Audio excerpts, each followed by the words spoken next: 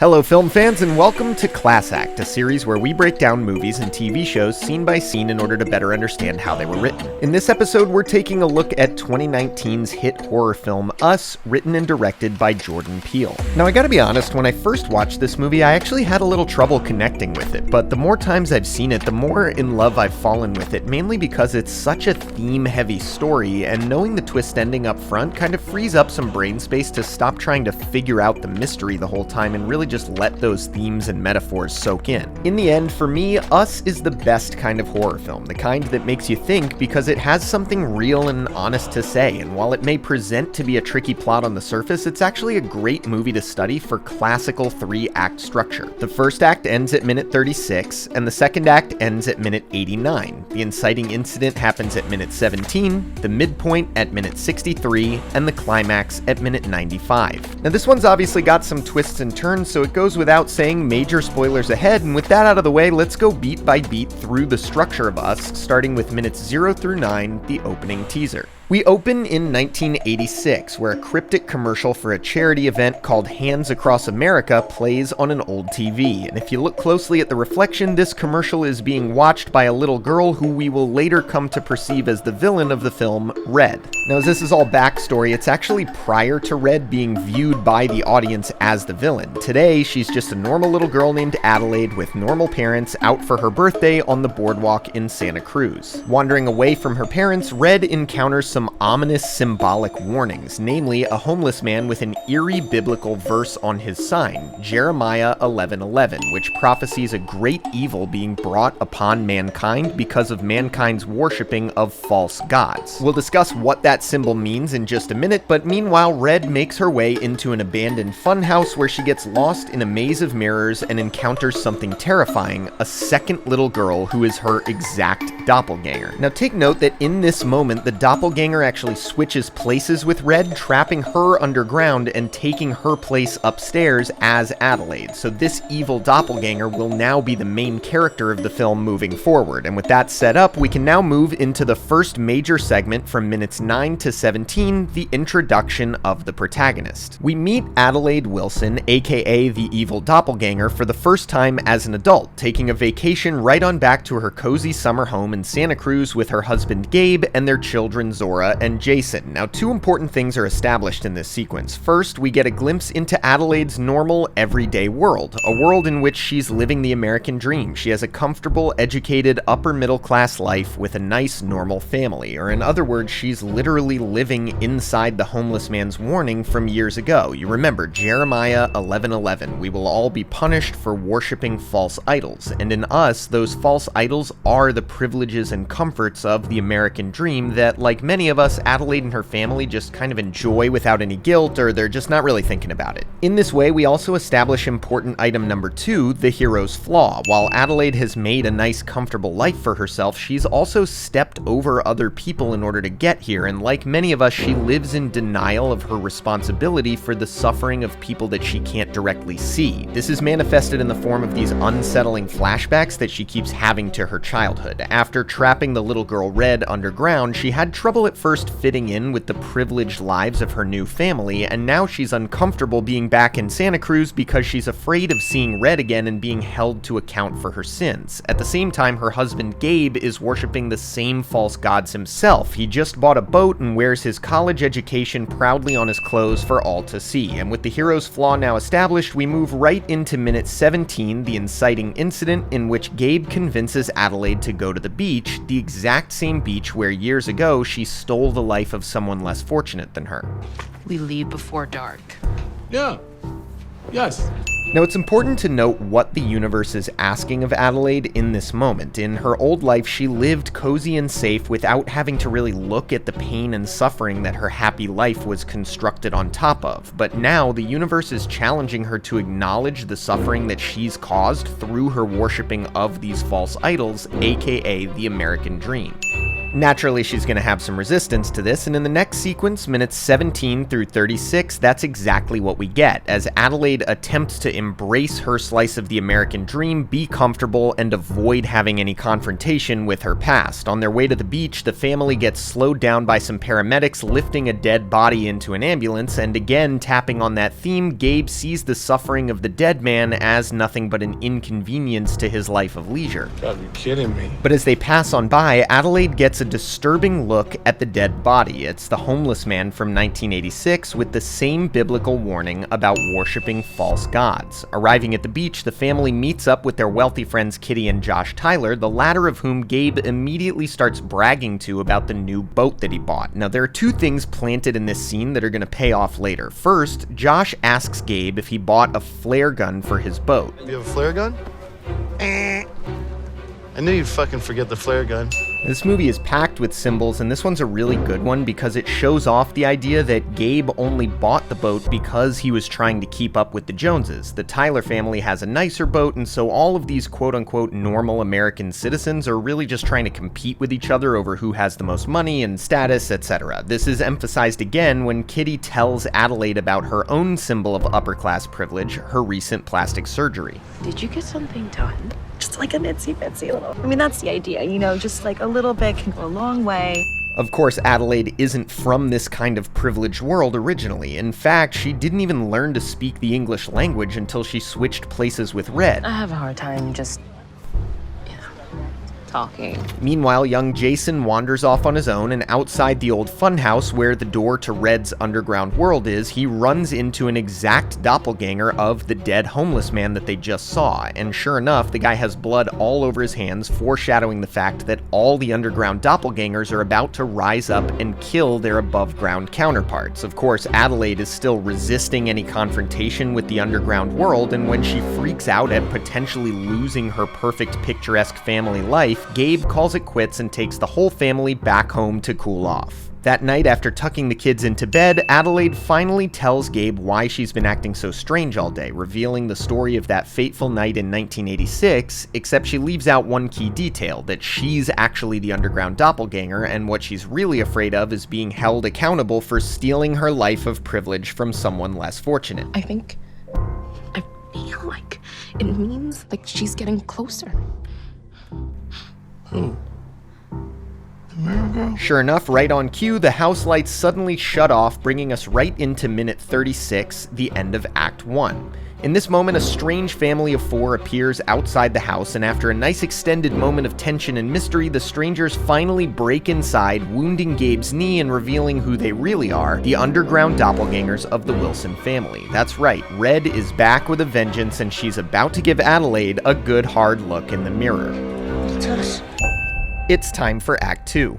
Act 2 of Us kicks off with a 19-minute segment from 44 to 63 in which Adelaide enters a brand new world with strange and unfamiliar rules. Forced to witness the suffering that her life of privilege has caused, she now has to sit and listen as Red describes what life has been like underground all these years. And let me just take a second, I love creative, interpretive performances by actors, and that's exactly what Academy Award winner Lupita Nyong'o has created here. As Red, she speaks with this hoarse, kind of choky sounding voice that pretty instantly became iconic among horror fans. Once upon a time. And what's awesome and unique about this choice is that there's more going on with it than just a zany horror movie performance. It's actually justified by the character. Red speaks this way because she's been trapped underground and hasn't used her voice at all since she was a little girl, which is also why she's the only doppelganger who even knows how to speak. She learned English as a child before Adelaide switched places with her. And of course, with all the other doppelgangers having no ability to even speak at all, there's a pointed metaphor about the lower class not having a voice in society, which is that's just great stuff. Gabe, meanwhile, tries to defuse the situation exactly the way a privileged person would. You could have my wallet. You could have the car. Gabe. You could have the boat for all I care. And when he asks the doppelgangers directly who they are, Red has an answer that's precisely on the thematic button. We're Americans. Okay, so with the theme now fully front and center, Peele shifts gears and gets to the thing we all really came to see, the violence, as each of the doppelgangers now threateningly isolates their upstairs counterpart and starts to savor the meal a little bit before attempting to kill and replace them. Luckily, one by one, Adelaide and her family manage to escape, and they all reunite on Gabe's boat, bringing us right to the midpoint at minute 63, in which the Wilsons achieve a temporary victory. Fleeing in her boat with her perfect husband and kids, Adelaide has successfully avoided confronting her sins while still holding on to her picturesque American life. Unfortunately, the victory is short-lived as we now enter the back half of Act 2, minutes 63 to 89, in which just about everything that could possibly go wrong does. Now, this is the point where a lot of horror films kind of jump the shark and become a little repetitive. We've now revealed the villain in full, and it's pretty much just kill, kill, kill until the end of the movie. But what Peele does differently, and in my opinion very smartly in this section, is every 15 minutes he drops a fresh moment of discovery that kind of expands the story world into a bigger and more epic thing. Us's roll downhill is divided almost exactly into two 15-minute segments, each of which has two distinct beats. In the first beat, the world of the story expands larger, and in the second beat, the Wilson family fights back using weapons that symbolically represent their upper-class privilege. So let's start with the first segment. Right away, Peele takes us over to the other rich family, the Tylers, who are naturally lounging around in expensive bathrobes and using their fancy smart speaker to play with the lights and listen to cheerful music. In other words, they're totally obliviously well off, which in this world means they're committing the ultimate sin. Right on cue, the doppelgangers of the Tyler family arrive to kill them and their kids, and in this first beat, we discover that the world of the story is actually bigger than we originally thought. The doppelgangers of Adelaide and her family aren't the only ones that exist, and Peele is really just relentless with these moments of theme. As the Tyler family gets killed, their fancy smart speaker suddenly stops playing the Beach Boys and takes on a more revolutionary tune. Ophelia, call the police. Sure. Playing Fuck the Police by NWA. We get a disturbing payoff from earlier as downstairs Kitty starts imitating upstairs Kitty by artificially beautifying her face, putting on Kitty's makeup and giving herself, say it with me, plastic surgery. And it just keeps getting worse as the Wilson family shows up looking for help, only for the doppelganger Tylers to immediately attack them. Now this is beat 2 of the segment, so it's all about the Wilsons fighting back, and notice the symbolic weapons they use to do so. Gabe kills his attacker with payoff number 2, the flare gun from Josh's expensive boat, while Zora and Jason kill the other doppelgangers with a golf club and a fancy statue. These weapons are all symbols of wealth and privilege, and all of this is just kind of putting images to the idea that the upper class has more and better resources with which to keep the lower class buried. Meanwhile, the underprivileged only have one weapon, these rusty old scissors, which they must use to stage their revolution. Okay, so that was the first 15-minute segment, and the second one is gonna follow this exact same pattern. First, Peele again expands the world of the story as the Wilsons turn on the news to learn that the whole world is now being overrun with doppelgangers. The problem was local, but now it's global. Second, we get another nice beat of the Wilson family fighting back. Adelaide's up first as the Tyler family attacks her, and this is an important little note. While Adelaide does get the kill as expected, notice that she's actually the only one who does so using the doppelganger's old rusty scissors. That's because Adelaide is a doppelganger herself. She's from the downstairs world, and her weapons are a reflection of that. Zora kills her doppelganger with a car, Jason kills his doppelganger with some fire, and in the chaos, Red kidnaps Jason, leading us right into minute 89, the low point in which Adelaide has lost everything. Her happy, comfortable world of privilege is officially gone forever, and her perfect suburban family has been broken up. In this moment, Adelaide makes a decision, the one decision she would never have made at the beginning of the film, to go back into the old funhouse, confront Red directly, and finally face the sins of her past. Act 3 of Us begins with the ride into battle, a 6-minute segment from 89 to 95. In this segment, Adelaide heads back toward the funhouse where she knows Red has taken her son. Here we get a couple quick payoffs in a row. First, we see all the doppelgangers lined up holding hands, indicating that Red concocted this entire plan from her memory of the Hands Across America commercial that she saw on TV when she was a little girl. And of course, among them is the doppelganger of who else but the homeless man with the number 1111 written on his forehead.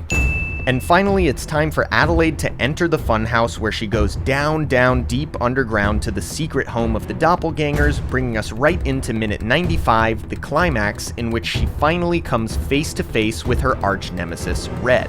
Now, admittedly, talking to a lot of other people about Us, this is the part that doesn't totally work for them, and while I'm down for it personally, I can definitely understand the criticism. Basically, in a big monologue, Red finally explains to Adelaide what life is like here in the underground world. Basically, all the doppelgangers are forced to endure this kind of torturous existence where they unconsciously mimic all the movements and life choices of their above-ground counterparts, only without any of the luxuries and comforts that people upstairs get to live with. And I remember on first watch getting a little hung up on the semantics of all this, like how do the doppelgangers magically have all the same clothes, or how do they mimic each other's movements in 3D space if the geography isn't the same upstairs and down. So yes, plot holes acknowledged, but it's kind of like time travel stuff. If you get too hung up on the literal science, you miss out on the fun, and I do think the statement that Peele is making here is really great. He's essentially shining a light on the privileges that we all take for granted in our everyday lives, while we willfully ignore the suffering of other people who are human beings just like us. And sure enough, when Adelaide tries to fight Red, she can't really get a shot in because Red instinctively knows all of her moves. Of course, she does finally manage to draw Red in and kill her, saving Jason once and for all, and bringing us right into the final sequence of the film from minutes 107 to 111, the resolution, in which the final twist is revealed that Adelaide was the evil doppelganger all along.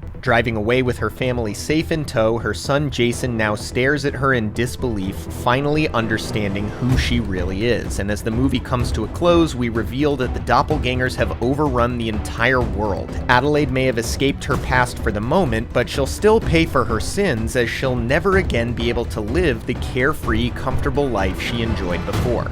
And that's it. Us in 3 acts. This one was a really interesting study. While a lot of horror movies and I think Twilight Zone episodes kind of follow these themes of sinners paying a deadly price, I think Us does an incredible job of keeping the viewer interested and engaged by twisting and expanding the world of the story every 15 minutes or so. I do have to say, I try to write stuff of my own, and I have no idea how I would even start to try pulling off something this layered and thematic. It's really hard to do, and little semantic stuff aside, I think it's a rare treat to see a horror filmmaker examining himself and the world around him so introspectively. Obviously, I love to study and talk about this stuff, so please do leave your own analyses down below in the comments, and feel free to like and subscribe for more analyses of movies and TV shows in the 3-act model and beyond. Thanks for watching, and we'll see you next time on ClassAct.